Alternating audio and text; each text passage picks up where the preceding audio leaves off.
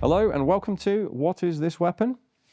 This is perhaps my favourite Webley revolver from the Royal Armouries collection, and it isn't even a Webley revolver. We'll come to that in a moment. Let's just dive in and have a look at this, I think, very lovely piece.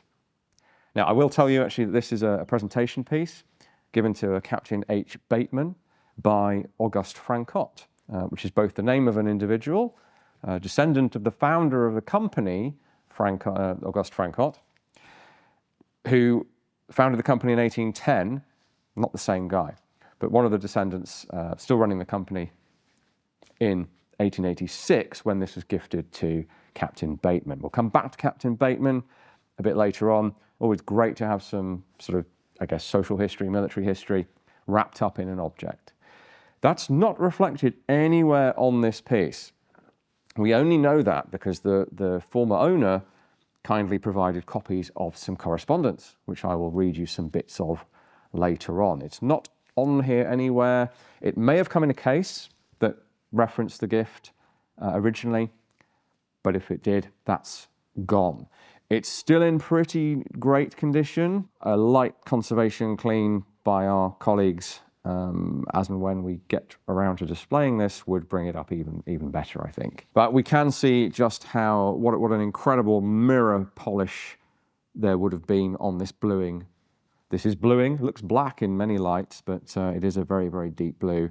That would have been absolutely perfect. There's a little sort of frosting on it that you can see here where environmental conditions have started to get to the bluing, but not beyond recovery, and unless you're up close or in 4K, it still looks great. Still shiny, I can still just about see my face in it. And then of course, complementing that deep blue, or I think of it as black, but it is a deep blue, are these raised gold highlights, if you like, which are all over the pistol. Really nice foliate. I want to say engraving. I think this is a form of gold damascening, actually. But it is proud of the surface. It's not the flush version. It is deliberately picked out from the surface by, well, I guess a fraction of a millimeter, but enough that you can feel it. So let's just give a full sort of 360 on this. We'll put it on a slider for you so you can see it in all of its glory. But it is largely foliage based, sort of tendrils of plants is the main sort of motif. We're on top of the frame here, even on the levers on the side, both sides, which are key to this design, which we'll come to in just a moment. The lines, sort of panel lines almost, on the barrel flats as well. On the front here, the front of this axis pin arrangement, shaped like a bullet, another feature of this design, has lines radiating around it. The more you look, the more you see. Bottom of the trigger guard there. Butt cap, we have a lanyard loop on there, as is pretty standard for the period. Even on the lanyard loop, the loop, not the lanyard loop, the eye, if you like, swivel, that's the word. 3 gold dots on there as well. It's not like every available surface has gold on it, but it's a sort of consistent theme that for me is just perfectly balanced. It just looks so good. I'm not a fan of gold plate or gold or even gold damascening. This is just wonderful. Front strap, you know, from every angle you will see subtle gold, relatively subtle anyway. Really, really like this thing. The decoration also makes a feature out of sort of mechanical necessities, like the cylinder bolt stops here, these channels that are essentially almost the entire circumference of the cylinder, part of how it works. So when the trigger is to the rear, the bolt pops up and indexes the cylinder, stops it from rotating, and it does that using those channels. In this case, those channels are picked out in gold, almost making a feature of them rather than trying to disguise them, although I don't know how you would. And of course on the hammer as well, we have more gold. And the only markings on the entire thing are also in gold. So on the, I guess the hump of the frame here, we have A. Francotte for Auguste Francotte, the man and the company essentially at this time, but primarily the company's name. And again, making a feature of a necessity, 2 gold lines around the screw in the top there. There is one more marking, which is concealed. I think when people are decorating firearms, or I guess any object, they want to conceal as much as possible. You don't want massive, great proof marks marring the finish or getting in the way. Sometimes they'll decorate around them and make them a feature. But in this case, the requisite proof mark, the only one I've found is on the cylinder, which I guess is the Belgian requirement. If it was British, it would have to be barrel, frame, and cylinder. And it is ELG in an oval for Liège gun makers. It's the proof mark of the day. Pre-1894, because it doesn't have the crown on the top of the oval, but we knew that anyway because of when this was gifted. We can't say for sure this was made in 1886. It could have been hanging around for a year or so, but I think by museum standards, it's pretty safe to say that this is an 1886 made revolver. Just a beautiful piece. The stocks, or grip if you like, that's ebony.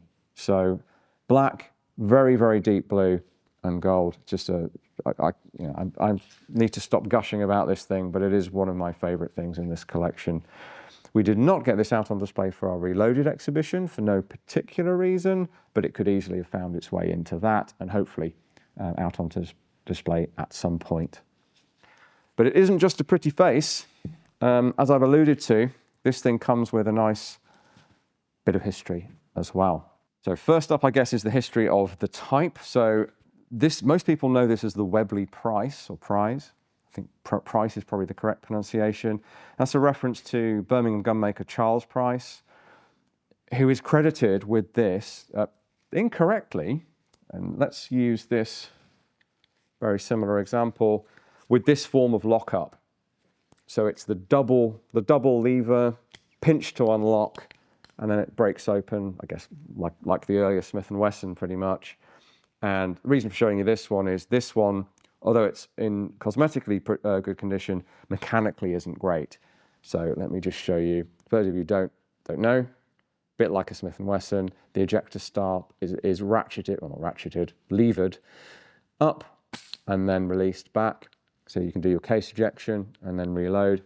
And it's these double levers here that are quite a positive lockup, although and I will right now give a well-deserved shout-out in reference to C and Arsenal, my friends Matthias and May over there, who have done, among other things, a tremendous video on the Webley No. 4, which is Webley's name for this design. And that goes into the detail over how it's not really a British design, it's a Belgian design. So Francotte and Philippe Cunet, he holds the patent for this latch mechanism, which is the main identifying feature of the type for most people. Price holds a couple of patents that are relevant to Webley's incarnation. This and this identical one, which is actually a Wilkinson retailed pistol. Well, this I can't be sure of. This is Belgian through and through. It might be calling back to, they might be sort of copying each other's homework, let's put it that way. It could be a bit of a Belgian-British co-production. But if you head over to C and Arsenal and watch that video, it gives you the full history of this design and its significance, taking you all the way into the Webley story. But it originates really in Belgium, where this one indeed came from.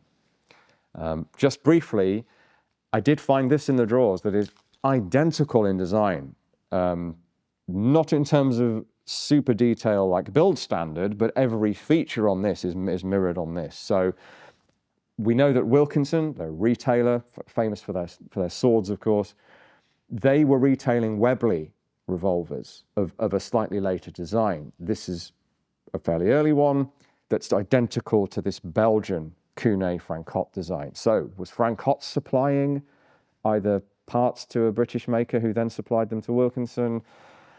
Were they supplying them direct to Wilkinson? Because this would appear to not be a Webley number 4. Anyway. In fact, while we're at it, so this one just has a smooth flat, which is normal. Our hero piece has not gold, but a sort of very fine checkering, or actually very small ridged lines. Serrations, really, ridged serrations. You'll have seen this on hunting rifles and the like. It's to reduce glare when you're sighting it in. So that's just a feature that happens to be on this one that's not on this one. Mechanically, they work the same. So we do have on both of them single action, double action function, and a form of rebounding hammer that doesn't stay forward when you release it. If it stayed forward and you dropped it, it would be apt to discharge a cartridge. So the rebounding hammer is present on these. Whether that's copying Price's patent for a rebounding hammer, I am actually unsure. Something for Matthias and I to take a look at. I hope we one day get to do a collaboration. Maybe it will be this. Then we have a cylinder removal system, again, identical to this one. On our beautiful decorated piece, that feature has more gold on it, because of course it does. On this more workaday Wilkinson example, it's plain, but they both have arrows to like, this way, stupid, basically, is what it says. So if we pop it open again, with the arrows aligned pointing forwards, where the bullets go, this thing is retained. If we rotate that facing backwards,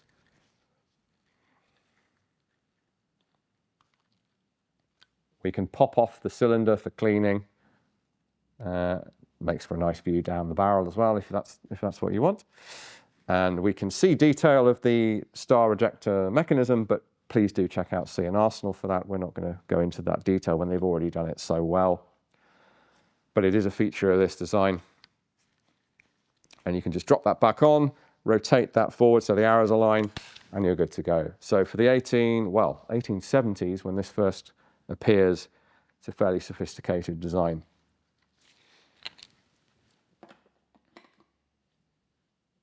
Oh, I should mention, something else you get to see over at C and Arsenal is there is a weak point of this design. If you're not scrupulous about cleaning this area, or perhaps if something gets a bit out of spec through damage, this can not fully latch shut on both sides, and when you shoot it, it blows open dramatically and somewhat dangerously. So perhaps partly why this design fell out of favour in favour of the forward press thumb latch that Webley are sort of, I guess, more famous for in their military series of revolvers from 1887. But this is, for Webley, this is kind of the beginning of the story for what we now recognise as a Webley revolver. It's just ironic that this isn't a Webley. So back to Captain H. Bateman. I've not been able to discern his first name. There are a few H names that it could be, but we better not guess. He only ever appears in the records that I could find as Captain H. Bateman. So he's a captain in the Honourable Artillery Company, the HAC. Now, they're a very old unit of the British Army, still to this day a reserve regiment of the British Army, based in London. In fact, I presented a talk there some years ago. I did find that he was promoted to captain on the 1st of August, 1884, only 2 years, roundabout bang on actually, 2 years before he is given this. I couldn't find any history before that, but so by 1884, he's a captain in the Honourable Artillery Company. I haven't found anything really before that, but his promotion to captain indicates that he was, when he was a lieutenant in the same unit, he was assistant instructor of musketry, which leads us to his other the other main thing about Captain Bateman, apart from being a military man, is that he was a rifle shooter and clear enthusiast. So he had already, by that point, shot for England at the national match at Bisley, the famous shooting ground in the UK, in 1882. So he's into his rifle shooting, he's doing it on a military basis, but he's also doing it as a civilian. Now, where that lines up with this, and really explains the existence of this, is that he advised the Australian, or I should say Victorian government, so the state of Victoria in Australia, he advised them on the acquisition of some Francotte cadet rifles.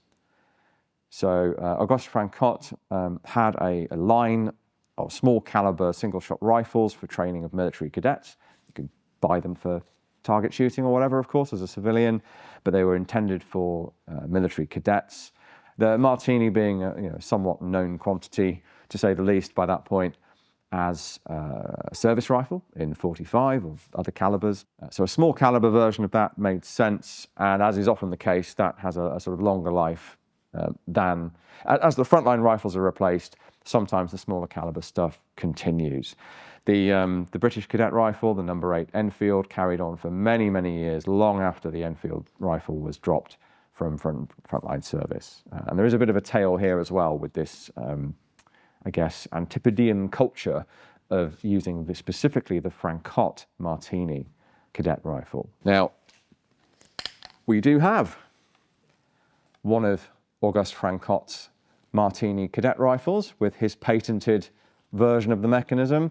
Long story short, that allows quick and easy disassembly of this system. If you've ever stripped a Martini rifle, you'll know that it's actually not that difficult, but there is a bit of a trick to it. You have to learn how to do it. This system is that he's made it possible to essentially drop in and out the breech block. And it's basically like a baby Martini. So this one isn't in amazing condition, but it is a Francotte-made example. We'll show you the trademarks on the left side there. Examples do exist of this with government, Australian government, state government markings on them. I found one online that was Victorian state government, in fact. Ours is not property of an Australian, or New Zealand actually. New Zealand used this pattern as well. Ours is not one of those. We do have a later pattern that I will probably finish on that does have state markings on it. But this is generic. This is something from the Francotte catalogue of that era. Really quite nice little handy. They're almost like miniature martinis. So this is what Captain Bateman, this is why Captain Bateman got this as a present, essentially, because he helped sell these to an Australian government. How did Captain Bateman help sell those rifles? Well, he tested them for accuracy and he sighted them in. So he made sure that they were shooting to point of aim coincided with the point of impact. Sights were adjusted so that they shot true, and that it's not quite clear whether he did this as part of the selling process or whether there was some issue identified and he then addressed that and allowed the sale to go ahead without problems. Hard to read between the lines on the correspondence we have as to which way round that happened, but whatever happened, Auguste Francotte himself was incredibly pleased with Captain Bateman for having pulled that off. So we do have these only copies, so that they're not nice enough to be worth showing you, but we do have the text of Auguste Francotte's letter to Captain Bateman. This is 3rd of November 1886. Dear Sir, you took great trouble to establish the figure of merit of the shooting and proper sighting of the cadet rifles I made for the Victorian government. I have been highly interested in the way you arrived at those results and fully appreciate the pains and care you must have taken to accomplish it. Therefore, I should consider it a great favour if you allow me to give expression to my gratitude for the services you rendered to the Victorian government and myself in giving us your valuable assistance by your acceptance as a memento of a revolver I had specially made for you and which Mr. Mars, or Mares, not quite sure on the pronunciation, will present to you on my behalf. I remain, yours faithfully, Auguste Francotte. We also have a letter from the Australian government, or Victorian government, I should say, the Defence Department. Now that's dated 9th of August, 1886. So they are thanking him before Francotte. So that suggests to me that maybe this was part and parcel of the procurement process. And Bateman is almost acting as an agent for Francotte. It's not like he's been parachuted in to fix a problem. It's more so, I think, that it's part of the sort of inspection and acceptance process of something that was being procured, probably regardless. But he certainly helped them stick the landing, so that's why they're happy with it. So considerably worse handwriting on, on this one. I won't read the whole thing, but it gives me great pleasure to convey to you my most cordial thanks for your valuable assistance and advice in procuring the special Francotte rifle for the cadet corps of this colony. So that is from James Lorimer, who is the Minister of Defence of the Victorian government. Actually, possibly of the Australian Defence Department overall, because we also have a letter from the Victoria Office at Westminster, and this is Graham Berry, who is the Victorian government representative here. I have the honour to express to you my appreciation of the valuable assistance you have been so good as to render in connection with the sighting and testing, etc., of the Belgian cadet rifles ordered by my government, and I have reason to believe that the arm in its modified and improved form will give satisfaction in the colony. So you can see why I was having to sort of read between the lines on what the relationship was here. These guys all know it, so they're not spelling it out. But interesting to have sort of multiple data points of the history around why a sort of avowed rifleman and rifle expert would end up being gifted a revolver by a Belgian company. Now, there is no mention of Bateman's involvement with pistol shooting. However, he's an officer in the British Army. This, although it's not a Webley, is in .455, the service caliber. It's of a popular pattern of the day, increasingly popular actually. The year after this, Webley will release their first Mark I military revolver, and this family of revolvers is already popular among British officers. So he's not going to be carrying this as a fighting pistol, but it has that sort of martial pedigree. It's in the service caliber. If he wanted to carry it around ostentatiously, he could have, or he probably just shot it a bit at Bisley, for all we know, and we don't know the detail of that. But it has seen some use. We've got damage to the first of all, the extraction no longer functions, the sear no longer reliably catches, and the ejector star is fractured in 2 places, which perhaps is indicative either somebody was, as beautiful as this is, was having a Friday afternoon moment when this was quality controlled, or much more likely, I think this has actually seen some use. I mentioned Mares or Mars. Very avid viewers might remember Joseph, I'll say Mares, from a prior episode. So we were looking at a Belgian Armoury version of the Lancaster 4-shot break-open pistol, and his name came up. It was on the patent for that. So Mares was Francotte's sole agent in the UK at the time, so he's very much a marketing guy, a promotion guy, a go-between, a middleman, and that does fit. I speculated in the previous video that he was likely a promoter of some sort who had got his name on the patent, not actually contributing to the design. So that kind of, I think, confirms what I was thinking on that very different pistol, which you're welcome to go back and watch the video on. I should mention actually that the letter from the Australian government, the Defence Department, Bateman was actually awarded some sort of trophy. The word trophy is mentioned in that letter.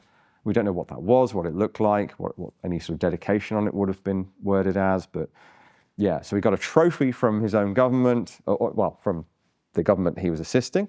It's all part of the empire at that time, of course, and he got this from Francotte himself. Not personally presented, I guess he was a bit too busy for that, but he had it shipped.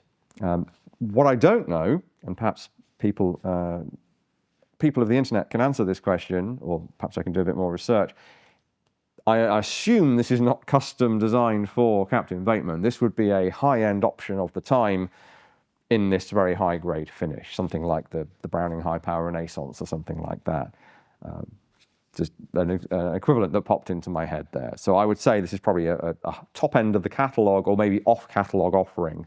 Perhaps a bit like our baby Browning, the lovely Art Deco baby Browning that you can buy souvenirs of from our shop. I would perhaps like to offer this to our shop colleagues to see if they want to turn this into some nice products as well.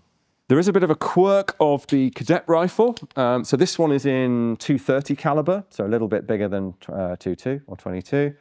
They did versions in 2.2 as well. I believe this is the exact pattern that Bateman helped sell. In 1910, the Australian government decides to standardise across all states on this pattern of rifle, but it's in 310, 0.3310 of an inch, not in 230. So the Victorian government and presumably other states of Australia would have had to have, I mean, they'd be getting quite old by that point anyway, I guess.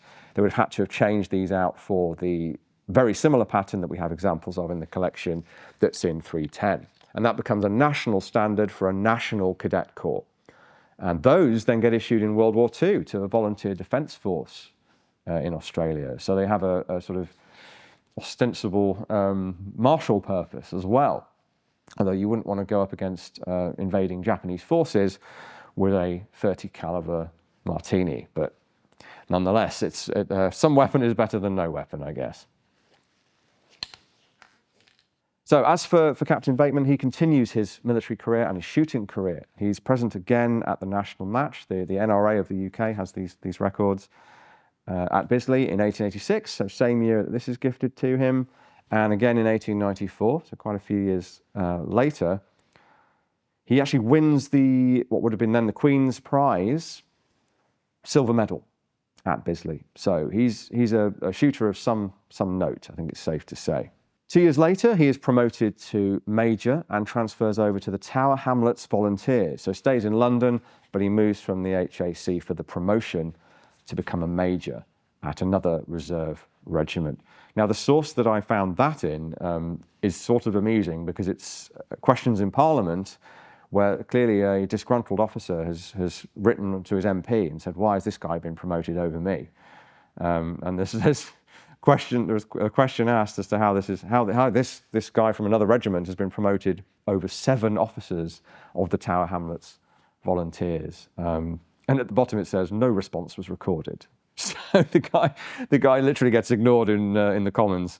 And now Major Bateman continues, I guess, for some period of time. I don't know when he retired. I don't know anything about his career after that. If anyone does find out anything else about this particular Captain, then Major Bateman, including his first name, please do drop that in the comments, and we'd be glad to add that to our object files, because this is a great museum piece. Not only is it nice to look at, not only is it technically interesting, historically interesting, it's kind of a military pistol as well, but we also have that great history that comes along with it. Thanks for watching, guys. Please remember to do the usual YouTube stuff of liking and subscribing and all of that.